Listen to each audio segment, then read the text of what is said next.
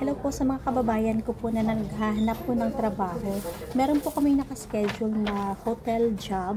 Located po ito sa malapit sa Tokyo. Malapit na station po is Nishinipuri Station. So front office po ito. So you must speak at least conversational Japanese for this, or N3 and 2 level.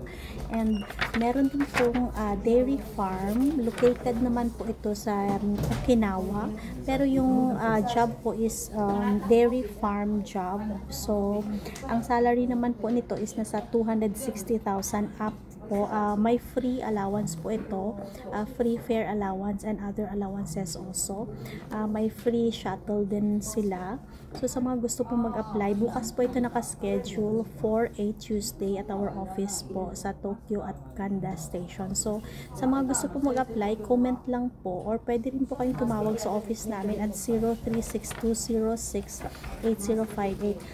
Marami rin po kaming iba-ibang jobs pa. So, sa mga gusto pong mag-apply with visa support. Thank you.